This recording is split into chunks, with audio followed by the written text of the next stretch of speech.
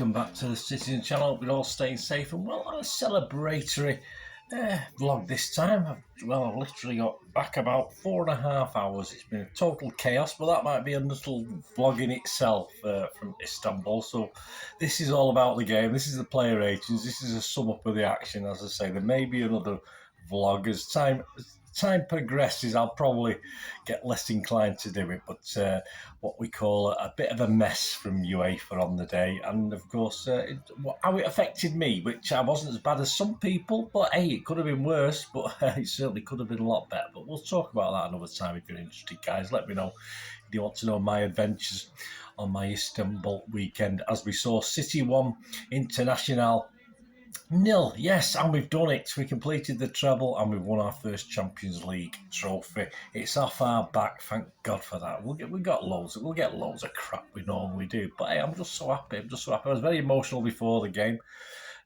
Not quite so much after the game. It's funny. I couldn't face not taking this trophy back to Manchester. I just couldn't. I was almost in tears thinking about it before the game on the park there. We'll tell you about that as well, but. Not today, but obviously another vlog if you're interested. But yeah, not so much after it, but emotional. But obviously, as I said, it just caught up with me before the game rather than after it. Please, if you are new to the channel, I hope you enjoy this little a combined sum up of the match and player ratings. There's no separate ones this time, so our final one of the season. Hope you enjoy it. Please push that like button, press that thumbs up button. Great to have you on board, and of course there'll be lots of stuff. I'll tell you about that at the end of this vlog for the coming close season as well. Lots of stuff to do to conclude this season, plus lots of bits and pieces as well, so join me. Right, but this is the player ratings show and the match report. Interestingly enough, obviously I missed Sunday's paper, so I don't know what happened, but Sam Bukowski had 2 lots of ratings. Obviously in Monday's paper, He's gone all 10s, which is fair enough for all the players. But he was a bit more critical and concise, perhaps, on the Sunday paper, which I obviously got a copy of the ratings. It's going to be up there. I'm going to read about it today, of what he really thought of people. I don't totally agree with all his stuff. I've watched a bit of the highlights back on it. Obviously, I've gone and it's difficult when you're there, as you know, if you go. To get to sort of when you're emotionally involved to fully appreciate the ins and outs of the game and what's happening, who's done what. But I'll give my little 2 penny worth anyway a little bit as far as the player ratings. But we're going to do the match report first. Of course, it was referee Simon Marcinak from Poland. Yeah, I did quite like him, but I have no idea why at the end of this game he was allowing the Anana, is it, the keeper, to nick 10 or 15 yards every free kick. The linesman wasn't flagging. The free kicks were taking a good 10 or 15 yards further than they should have been, and the referee was just turning his back, running up the field and allowing them to do so, which obviously led to 2 or 3 sort of half chances and very, very near misses for them to actually get an equaliser. So I wasn't very, very happy with that at all. He did, of course, show yellow cards to their players and ours, but yeah, I wasn't happy with that. It's as though at the end he was just hoping that, get an equaliser and go to penalties. I wonder why. I'm not too sure. On VAR, we had Thomas Kwiatkowski, which I don't think there's too much to worry about on VAR, was there? And the team, yes, starting 11, I would say I got all 11 right, so my prediction was totally on, so I'm going to put my 11 on the screen because that's the 11 that it was. Edison, Stones, Akanji, Diaz, Aki, Rodri, Gundo, KDB, Bernardo, Haaland and Grealish. Yes, we didn't know KDB's. Thought something was wrong with KDB, didn't we? Well, I think we saw it tonight. Inter, Onana, Bastoni, Acerbi, Darmian, Dimarco, Kalonglu, or something like that. Brozovic, Barella, Dumfries, Martinez, Dzeko. I know a lot of people who like my pronunciations. Can't even get our own players right, never mind someone else's. Right, the match report, a quick summary. They did fool us as fans, yes, because they actually did the Champions League anthem, but they banged it out on their old piano by the sounds of it, so it totally fooled us as to what we should be doing. So, yeah, we weren't overly positive. I'm sure if they'd put the old music on, it would have been booed as it was in the fan park before the game. The festival park at times, sorry, and the fan park. Just very clever from them to actually do a different version of it, and totally we easily fooled us City fans. Probably UEFA pull the lids over all our eyes, and especially did this day. But as I said, that's a story for another day. Right, on to the first half. What did City do in the first half? Well, Had a great chance early on, but Haaland blasted over. And it was, for me, a tentatively smooth moving looking KDB. When I watched a couple of highlights back, as I said on the night, I was disappointed he went off injured, but I didn't see the hint of that. But it was a good pass forward by him, despite his sort of tentativity, if you like. And Haaland, though, was just offside, but he blasted over anyway. On 6 minutes after good possession, Bernardo jinks into the box and shoots wide. Not quite enough curl on it, of course, where we stood in the other end. It looked as though it might just go in the top corner, but of course it didn't. 27 minutes, Haaland is through. Yeah, his shot is just not good enough. It's straight at Onana after a through ball from KDB. He was perhaps stretching a little bit more than he should do. But KDB again, another good ball before he went off. And I think Haaland really should have done better in that case. 36 minutes, of course, his hamstring problem that we found out since. KDB goes off and on comes Phil Foden. 46 minutes, Akanji was well over from distance. How did Inter do in that first half? Well, they did okay. I say when you look at these stats at the end of the game, I think the first half was more or less City's, and it looked as though it was City trying to play the game, and Inter only really had a goal when they went a goal down, for me anyway, a couple of City errors, but this is what we'll talk about. On 20 minutes, a pole ball by Rodri in the middle is intercepted, but Milan's first real chance from distance is high and wide from the old Martinez, the old bull they nickname him, more a bull than a china shop with that shot.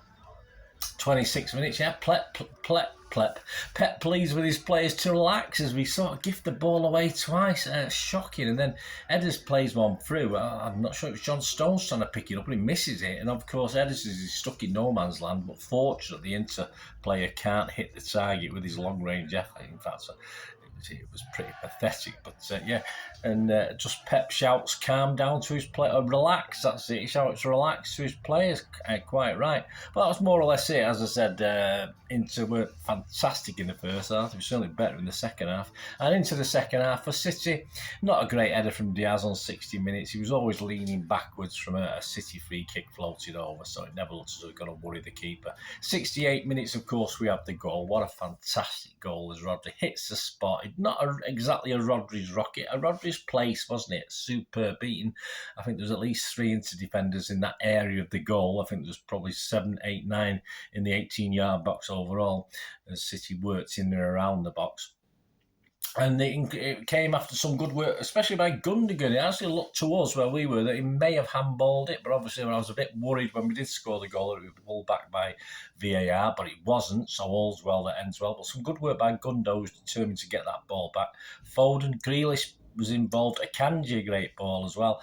And the final pullback, of course, to Rodri for that goal was old Bernardo, but a fantastic goal and well done, Rodri. He'd been having a bit of a mishmash of a game up till then. 77 minutes, Foden does everything right. I mean, this is one of those goals that, as in Bernardo's, his goal at Anfield would have been special, that Bernardo supplied him, 2 or 3 seasons ago when he beat all the Liverpool team, and Foden fluffed his lines a little bit. Again, Foden did it all himself, a superb turn to turn the defender, moved into the box, and really his side foot shot was just too easy for Onana to save it, so a bit disappointing. So that was really it for City as far as going forward. But for Inter, they had a few more chances. 58 minutes, Akanji, a big error, left it for Ederson. But Ederson wasn't there. He hadn't realised Akanji hadn't. It wasn't Ederson's fault. Akanji hadn't realised that an Inter player was nearer the ball. Ederson comes out, narrows the angles, fine, managed to block it. And that was a real let-off. That was 58 minutes. That would have given them the lead, of course. 70 minutes, of course, the up the ante after going a goal down. And we're very static as into headbutt against the bar, and the old sub Lukaku gets in the way of a shot. Did we get lucky? I think Diaz was back there. He might have cleared it off the line, but Lukaku, I always say Lukaku is either world class or an absolute clown. Thankfully, last night or the other night, 2 nights ago now, as I'm recording this, he was an absolute, well, not an absolute clown, but a general clown on the night, which was all good for us. 73 minutes to say, as Inter piled on the pressure, Edders stops a Lukaku blast. Again, more or less straight at him as we were doing with their keeper. 88 minutes again, so close as Lukaku had his save by Ederson. He didn't know much about it, and Diaz almost heads it into his own net, but fortunately went out for a corner. It looks as though it was going into the net from where we were. 93 minutes, a shot and 25 yards is always going wide of Edders' post. And the last kick, as I said, the referee was giving into everything, allowing them to move that ball 10 or 15 yards further up the pitch than it should have been, allowing the keeper to launch things into the box for a very nervy last few minutes and 96 minutes. Corner is headed, well won in the air by the Inter player, and Ederson flies across and gets the blocking of the shot. And that's it. The referee's seen enough, and old Big Ears is ours, and he blows that final whistle. The match stats, I was surprised. City 7 shots, 4 on target, Inter 14 shots, 6 on target, but I think that flatters them a little bit over the game. But, I've had one or two United fans already say we were lucky. Well, you need a little bit of luck to win cups. United fans should know that. You've had enough over the years. Possession was 56% for City. City tried to play football. Milan tried a game plan. Almost worked. All credit to them. Fans fantastic. I'm nothing against it. No trouble that I saw in and around before or after the ground and in the street, in Istanbul leading up to the game, after the game. Fantastic, great fans. But they didn't say they came alive after they went 1-0 down, but they left it a little bit too late. But that was a game plan to keep in it as long as they could, and hopefully nick one or perhaps take it to extra time and penalties. Passes 512 by us, 354 by them. Pass accuracy 86%, so a bit low for us, which is a Champions League final. I'm not surprised. 82% for them. Fouls 11 from us, 17 by them. 2 yellows for us, 3 for them. 1 offside each, and 2 corners and 4 for them. And once again, we get beat on XG philosophy. Yeah, it seems to be a running trend over the last, certainly the last 5 or 6 weeks of the Premier League season, FA Cup and this. We lose out on XG philosophy. City's 0.95, that's all, and Inter's was 2.07. So at the end of the day, it doesn't matter because the old thing that counts is the ball in the onion bag. But an interesting stat over the last few weeks. Right, the ratings, let's get through these guys. To finish off the ratings, of course, as I said, Simon McCarthy gave them all 10 out of 10 on Monday, but he didn't do that after the game on Saturday night, Sunday morning. So let's have a look what he said, and then my brief look at what I remember. I remember I'd had a few in the fan park. I couldn't have, thankfully. I mean, I didn't like it, but thankfully in the ground there was no beer for sale. So thankfully I spent perhaps 2.5 hours in the ground without any alcohol, which probably helped a little bit because if I'd had another 2 or 3, I would have been a little bit worse for wear and probably struggled even more later on, which, as I said, is another story. Right, Ederson, erratic, said Simon in the first half, and made up for it in the second with some important stops. It did. Totally. I mean, crucial saves for him. Expected saves, don't get me wrong. He wasn't fantastic. He didn't say, oh, wow, what a save. He did what a good goalkeeper, good international goalkeeper should do. And that's all we need. He got a bit of luck at times, as Cooper did as well, with some shots straight at him, etc. But that's it. That's part of the job. Simon's given him a 9. I give him an 8.5. Akanji nearly let Martinez in with a shocking lead. Yeah, we talked about that. But then played the key ball for the goal. Yeah, he was actively involved in that build-up very well. Poor judgment, of course, for that. It could have all gone to rack and ruin when he let that ball through, of course, but early in the second half. But it didn't. He got away with it. I'm not going to go great with the scores because I don't think he was totally convincing, but a bad error. But he did make up for it. So Simon's given him a 6. I'm not going to argue with that. I'll give him a 6 as well. Diaz led by example at the back, letting nothing pass in the best player after Stones. Yeah, I don't think there's anything too much wrong with that. I will bring Rodri into the equation purely because he did what mattered when we needed him, and that's all. I'm not saying he had a fantastic game, but that doesn't matter. Anyway, we'll talk about Rodri in a minute. Diaz, yeah, and we needed him to step up and lead, and that's what he did. Simon's given him an 8. I give him an 8 as well. Aki showed why he started, said Simon. A cool head, happy to get physical at the back and comfortable supporting Grealish. His consistency is never in doubt, Aki. I was happy. If Pep was happy that he was 100% fit, he was playing, and he did a good job. Rodri, his performance was about a 4 out of 10, said Simon. 4 out of 10, but yeah, I can understand that. I spotted at least 2 dodgy passes in the highlights reel, if you like. But scoring the winner in the Champions League final deserves some serious clout, said Simon. It certainly does, and I probably agree with him, actually, on scores there. 1 or 2 poor balls. Got a little bit overrun at times, but that's where we knew Inter would flood the midfield with 4, 5, 6 players at times.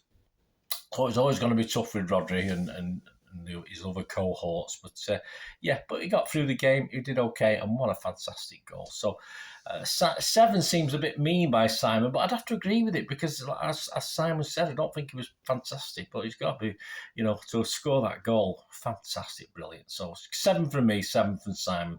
Stones, sometimes individual performance feels completely removed from team and game, said Simon, and Stones was outstanding where everything around him wasn't. Yeah, a cool head. I mean, I'm not overly convinced sometimes about this new position Pep's got in. I think he's underutilised sometimes in certain games, but he had a battle on in this one. As I said, Rodri perhaps struggled a little bit. Stones certainly made his worth in this one because it was tough going at times. And he thrived on it. He thrives on working in that midfield. All credit. As I said, I'm still a little bit undecided, long term, etc. But he seems to be getting the best out of him. But we'll see. Sam's given a 9. I'll give him an 8.5. Stonesy. Gundogan kept trying to encourage the team and made some meaty challenges, but couldn't support the attack. Yeah, he got a bit. As I say, we got a bit bogged down in midfield. I noticed him a couple of times. Hard work. He did help quell certain things, but a lot of things went through our midfield as well, and certainly late on in the game when they were pushing everything and probably missing out the midfield with the long ball stuff, which is probably why we did struggle. But Sam's giving him a 6. I'm going to be a bit kinder. I'm going to give him a 6.5, Gundo. De Bruyne, horrible luck, said Sam, to suffer injury in another Champions League final, because he really struggled before he came off. Yeah, I said to my lad at the time, I mean, you think back to the Porto game with Chelsea, where, he was just absolutely flattened, wasn't he? He was fouled. That guy should have been off. Of course he should. But, he hadn't really got involved in this. And this is another big game where he did get involved. But then I found out about his hamstring. I watched a little bit back of it, and I don't think he did that bad. I think to give him 4 for the fact he was only on 30 minutes or so is wrong from Simon. I'm not going to score him because I think that's unfair on KDB. I thought he did okay in that while he was on the pitch, and if you think I thought he looked a little bit injured at the start, I'm not going to give him a score because he wasn't on long enough, but I think Simon's been a bit mean with a 4. But he did give him a 10 on Mondays, so we'll let him off. Bernardo did well for the goals, said Simon, and worked well with Stones on the right. Yeah, busy as you'd expect. Not quite up that extra gear. The last couple of games, he's not, FA Cup and this one, he's not really moved that extra gear, but he was there. He did some nice little things. Sam's giving him a 7. I'm just going to give him a 6.5. I'm not going to get carried away with Bernardo. Let's see if he's still there next season. Grealish won some fouls, said Simon, holding up the ball, but otherwise had a quiet night. I thought it was very quiet. Not much more I can say, really. Very quiet from Grealish. I expected a lot more. Mind games and intimidation, but it never really happened from Inter, which is good. So I'm happy with that. But Simon gave him a 6. I can only give him a 6. It wasn't great. I'm not going to give anyone less than a 6 for this performance anyway. Haaland, another one. Simon said helped out in his own box to defend City's lead, but could have been more clinical at the other end. This is it. I mean, he's 1 in 8 now. I think 1 goal's in the last 8. Overall, he's had a fantastic season. He says so himself. Perhaps he needs just that little break, and perhaps we need a little bit of tweaking of the tactics, perhaps. But no doubt he works hard, and I'm so glad for him as a City fan. We think he's a City fan. I mean, obviously, we've seen enough evidence, haven't we? But like any of us, to win a Champions League with our club, tremendous. Simon's given him a 6. I can't really give him more than a 6. I didn't really notice. He did have 1 or 2 goals where he should have done better, and he didn't. Foden, the subs for De Bruyne on 36 minutes. Yeah, made a difference when he came on. Could have scored a second. I mean, so close. Another nearly man episode from Foden there. That would have been one of the goals that would be replayed on the Champions League for quite a while, I think, that if he'd taken that. But poor finish. I think he needs to up his finishing. Once he gets back off his little holiday, I think he needs to improve on his finishing performances, because that would have been something special. So I'm going to give him a 7. I'm going to give him a 7 as well, because he did step into KDB's boots. Not exactly the same sort of style, of course, but he was good. He was good. Walker for Stones, a bit too late to score. He came on an 82. And, of course, not used. Let's talk about who's on the subs bench, who gets the medals, of course. Ortega, Carson, Laporte, Gomez, Lewis, Peroni, Phillips, Palmer, Alvarez and Mahrez. I bet they're really chuffed about that. Man of the match. Yes, even though he didn't score the highest mark, which I do that sometimes, it's not necessarily the guy who gets the highest score gets the man of the match. I'm just going to give it Rodri for the fact that it was his vital goal. He was the difference between us winning all big A's and not winning all big A's. So I'm going to give Rodri the man of the match. I'm going on for 20 minutes now, guys. As I said, there may be a special.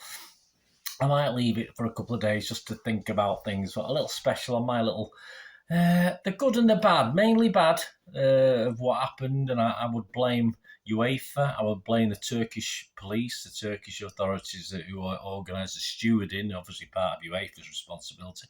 But I would always sort of lay some blame at Manchester City. So please, if you want to see what I think and what happened, and say I've seen a lot of other people's horror stories as well, but I'll give you a little my view of it and what may have, just for UEFA, we know what they're like. The cheaters was out the booing almost with the little piano recital, but keep your eyes out for that anyway, guys. As I said, I'm not totally convinced I'll do it yet. I'm a bit tired today, and I'm a bit not angry. How can you be angry? We just won the Champions League. Not angry, but a bit frustrated that it could have ruined for many City fans a special night, and most City fans managed to work through it, but it was a lot of more luck than judgment for most of us, certainly for me and my lad, that we got through that night reasonably unscathed, apart from financially. But we'll talk about that anyway. Let me know if you were there, let me know how you got on. It'd be great to hear from you. And you weren't there and you were at home, let me know how it was, where you were, where did you watch it, what did you do, etc., etc. Lots of vlogs coming out, of course, over the season. Break, if you like. It won't be long. We'll be back here before we know it. We'll have a look at the away day cover programme. Well, the cover programme awards. There might be a City one in there. You don't know. I doubt it because they're all crap. But have a look out for that. I'll be looking at the FA Cup programme, the Champions League programme as well, which I had time to read when I was stuck in an airport for 12 in the airport sort of arrivals for 12 hours on metal chairs. That was lovely. Another thing I can tell you about. And yeah, a month by month look at the season, which is part of the history of Manchester City thing I do as well, of course, from 1880, and some quizzes. So you can enjoy this season all over again by trying to remember what happened, when, and how. So join me for those. Stick with us and please spread the word, guys. Great to do these. I love doing them. I hope you enjoyed them, and I love getting your comments and feedback. Thanks for watching. Until we meet again, yes, as the treble holders, probably be a couple of friendlies before the Community Shield, so I'll be putting some vlogs out, and of course, there's loads of other vlogs coming out over the next few weeks, so I'll hopefully see plenty of you, and you, hopefully, if you want to, see plenty of me. That'll do. Thanks for watching, guys. Until we meet again. There's old Serge, one hero to another. What could we have on the t-shirt now, instead of Serge? Anyway, until we meet again, that's one thing, don't I? Please, stay safe, Blues. Oh, come on, you beautiful Blues. Thanks for watching. Bye for now.